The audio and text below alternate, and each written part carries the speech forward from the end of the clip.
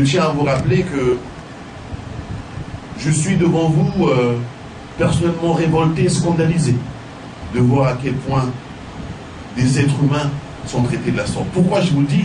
C'est parce que dans la cellule où ils m'ont placé, il y avait à peu près 9 mètres carrés. Et dans cette cellule, il y avait à peu près 40.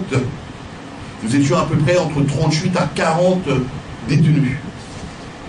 Et sur 9 mètres carrés, j'étais scandalisé de constater que lorsque nous sommes arrivés vers 17h, ils m'ont placé vers 17h, 17h30, 18h. Dans cette cellule, les détenus devaient dormir à tour de rôle.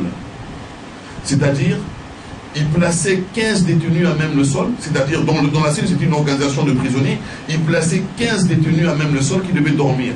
Les autres devaient rester debout pendant 3 heures du temps pour attendre et après les remplacer. Donc la place était complètement, c'était petit, il n'y avait pas d'endroit. Je rends grâce à Dieu parce que lorsque je suis arrivé dans cette cellule, les détenus m'ont reconnu. Ils m'ont dit, je tiens à vous le dire, ah président, ce que vous faites, la fondation Tolinga Kamakabosalaka, ça m'a touché. Et je tiens à leur rendre hommage. Quel que soit ce qu'ils ont fait, ce sont des êtres humains. Ils se sont mis, ils m'ont placé sur un comptoir qui était dans le genre bétonné à côté des grilles. Je suis monté dessus et à tour de rôle, les prisonniers avaient pris un vêtement et ils commençaient à me faire du genre un peu d'air, de la ventilation comme ça. Pendant près de 2 heures à 3 du temps, j'en ai eu les larmes aux yeux. J'en ai eu les larmes aux yeux de voir à quel point le peuple n'oublie pas.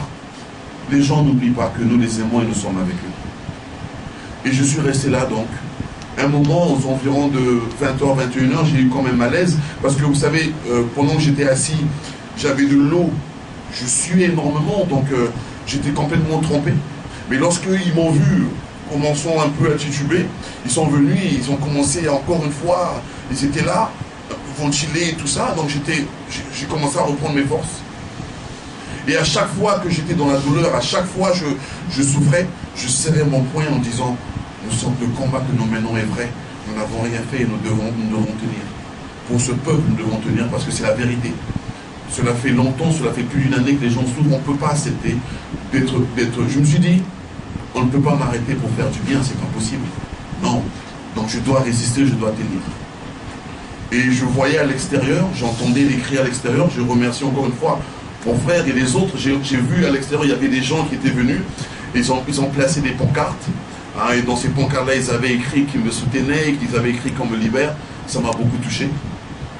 J'ai également un moment vu l'honorable, mon frère, qui est venu me dire de tenir bon. Et j'ai entendu des gens qui parlaient comme quoi l'événement était déjà sur le plan international, RFI en avait parlé, qu'il y avait des relais, des radios sur Internet. Je me suis simplement dit autour de moi que de la vérité, ce n'est que de la vérité. Ce que nous faisons est vrai, et donc le retour n'est que vrai. Donc pendant la nuit, évidemment, avec les prisonniers, il y a eu des moments de prière, nous avons prié. Je tiens à dénoncer le fait qu'évidemment, dans ces jours, il y avait énormément de douleur et de souffrance, parce que même les policiers qui étaient supposés protéger ces détenus, ils sont là, ils voient ce qui se passe, il y a de la torture, il y a d'autres prisonniers qui tapent certains, et donc on a essayé d'intervenir, mais ce qui veut dire qu'ils vivent dans des conditions très pénibles. Cela m'a dérangé, m'a touché, je vais m'exprimer sur ça également. Donc le lendemain, aux environs de, je crois, 8h, 9h, le commissaire est venu sur place et il m'a pris avec le lieutenant Ginza. Nous sommes allés au central. Et arrivé au central là-bas, j'étais encore scandalisé de voir les conditions encore très pénibles, encore atroces des détenus, que je veux dire jusqu'à la fin. Et donc après ça, j'ai encore été entendu. Mais je tiens à vous rappeler qu'à chaque fois que j'étais entendu, je demandais, mais pourquoi vous m'avez arrêté? Il ne me disait pas. Dans le fond, il ne savait pas pourquoi j'étais arrêté. J'étais dans la parcelle d'une maman, je n'étais pas en train, je n'étais pas sur l'espace public. Donc, ils ne savaient pas pourquoi, mais ils m'ont écouté, ils m'ont entendu sous procès verbal. Et lorsqu'ils m'ont libéré, avant de sortir, j'ai demandé est-ce que le lieutenant qui était avec moi devait sortir également, puisque nous avions le même problème. Ils ont dit oui, et je leur ai demandé alors, maintenant que je m'en vais, dites-moi pourquoi vous m'avez arrêté. Mais rien, ils ne m'ont pas dit pourquoi. À la rigueur, je veux vous dire, le commissaire, le monsieur qui m'a pris au central m'a dit, monsieur Emina, j'apprécie ce que vous faites à la Fondation Emina. Vraiment, je vous remercie pour tout ce que vous faites. Cela m'a touché. Je suis sorti de là et j'ai vu à l'extérieur des personnes qui sont venues et qui m'avaient soutenu pendant tout le long. Je ne voudrais pas en nommer beaucoup parce qu'il y en avait tellement. Et ils m'ont soutenu et de là, je suis évidemment parti. Et donc voilà. Mais je tiens simplement à rappeler quelques points et une information que je tenais à vous donner. Lorsque nous nous sommes retrouvés à Kibeliba à 17h, au même moment, et vous pouvez vérifier l'information, dans le quartier, dans la rue Mosaka, il y avait à peu près une cinquantaine, soixantaine de sinistrés qui étaient sur l'espace public. Ils étaient entretenus par M. Bourgambe, ce qu'on appelle souvent Yablé, et ils s'entretenaient là-bas justement parce que c'est normal, les gens se retrouvaient pour savoir qu'est-ce qu'ils devaient faire par rapport à leurs conditions. Ce qui m'a surpris, c'est qu'eux, ils étaient sur l'espace public. La police n'est pas allée là-bas pour leur interdire ou pour les prendre.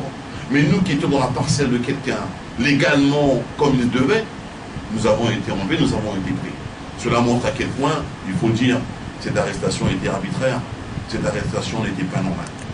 Avant de vous passer dans le micro pour poser des questions, je tiens simplement à préciser que si aujourd'hui dans notre pays, certaines personnes se retrouvent simplement pour discuter sur leurs problèmes, à ce moment-là, ce serait aberrant de savoir que les gens se reposent pour les pré-mariages, les gens se retrouvent pour beaucoup de choses, on n'est jamais arrêté.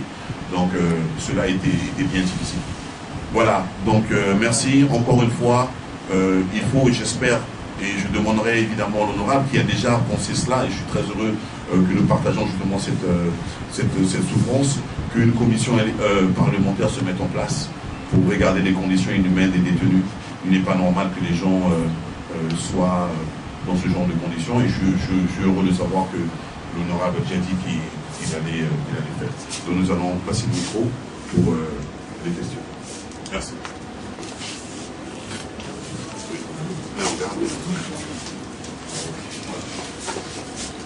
Pardon. Attendez d'abord, attendez.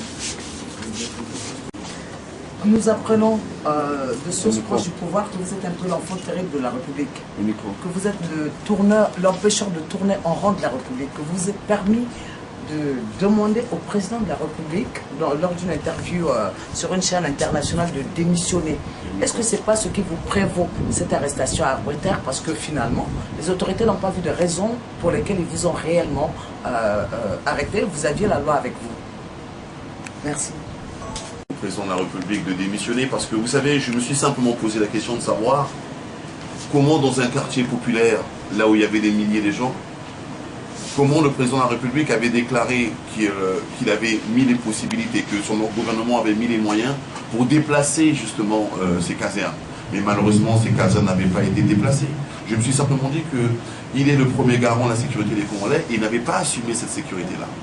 Et donc, suite à cela et suite aux nombreuses catastrophes qu'il y a eu dans notre République, j'ai pensé qu'il était temps aujourd'hui de regarder notre direction. Je pense que le président, devant la mémoire de nos frères qui n'étaient plus là, qu'il devait prendre la décision de démissionner. Maintenant, est-ce que c'est par rapport à ces propos qu'ils ont pensé qu'il fallait m'arrêter? Vous savez, moi, je pense que notre conviction est vraie. La souffrance de notre peuple, nous ne pouvons pas l'accepter. Nous ne pouvons pas être complaisants par rapport à cela. Nous continuerons à défendre dans la légalité ce que nous croyons qui est juste. Et maintenant, nous ne pouvons pas diriger ou contrôler les responsables publics qui, pour moi, ont une grande part de responsabilité sur la pauvreté des Congolais. Exactement, quel échange avez-vous fait? Première question. Deuxième question, vous avez dit que la police doit être reformée, si je peux m'exprimer ainsi. Qu'est-ce que vous avez remarqué? Simplement demander quel était l'objet des rencontres que nous avions au niveau de la zone du 4 mars. Est-ce qu'il y avait raison à trouble à l'ordre public?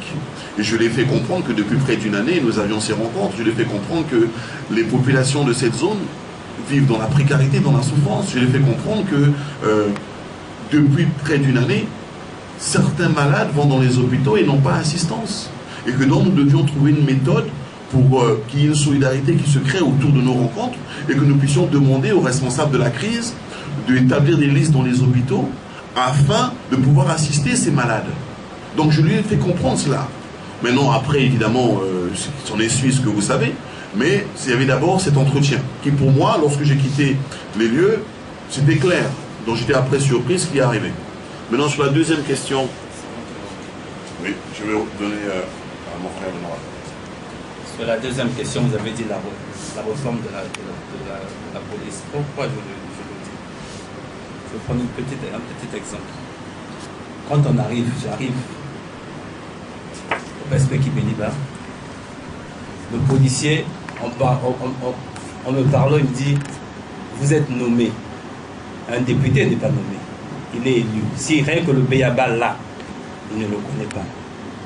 Et j'ai demandé la formation. On les forme. Pourquoi? Parce que le policier a d'abord un devoir pédagogique. C'est pas seulement un va en guerre, non. Un devoir pédagogique. Le policier, faites un sondage, vous êtes journaliste. Allez-y poser des questions à nos populations. S'ils se sont rassurés quand les policiers arrivent vers eux. S'ils se sont rassurés.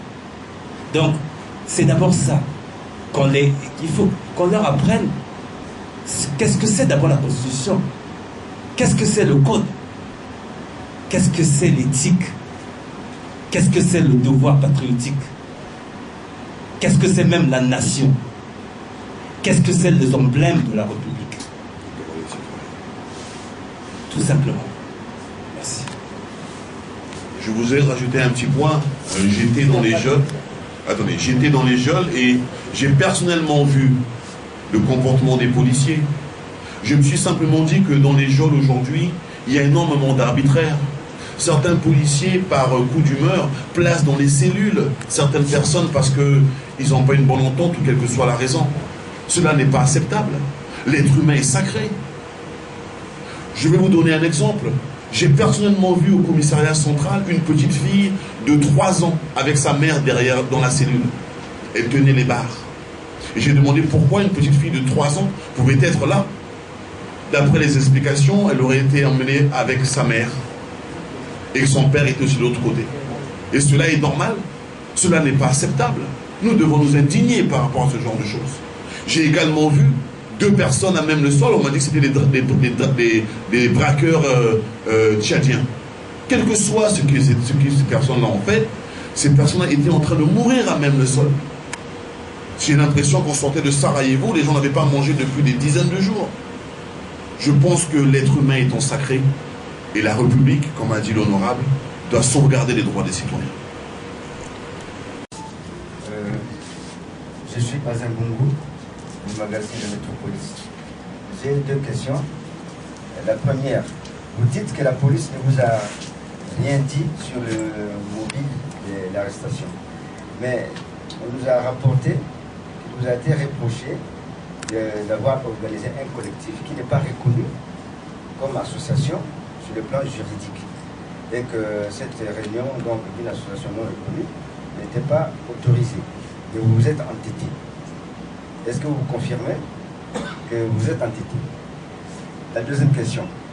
Je reviens sur le fait que vous demandez toujours la réforme de la gouvernance au Congo. Est-ce que vous avez une ambition derrière ces revendications? Merci. Je crois que nos conseils sont bel et bien là. Nous ne pouvons pas reprocher à des Congolais qui sont dans la précarité de se retrouver pour discuter librement dans leur domicile et sur leurs problèmes. Le collectif est régi sur la loi de 1901. Nous pouvons nous retrouver sans demander l'autorisation. L'autorisation viendrait seulement si nous demandons assistance auprès des pouvoirs publics. Voilà ce que dit la loi.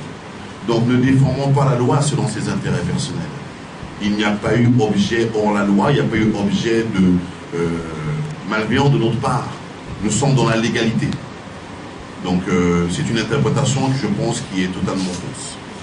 En ce qui concerne les ambitions de chacun, vous savez, notre ambition d'abord c'est avant tout qu'au Congo qu'il y ait plus de justice, qu'il y ait plus d'égalité et que les populations vivent le mieux. C'est ça la première ambition. Je vous laisse, M. Bazin, penser à autre chose. Voilà, merci.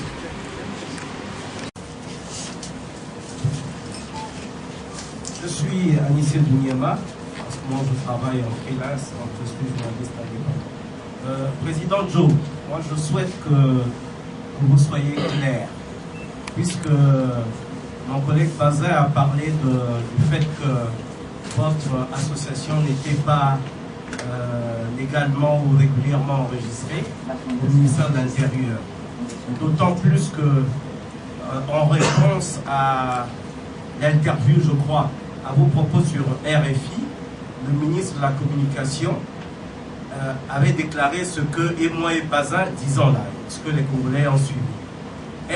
Mais pourquoi, d'autant plus que vous pensez que la cause pour laquelle vous travaillez est une cause juste,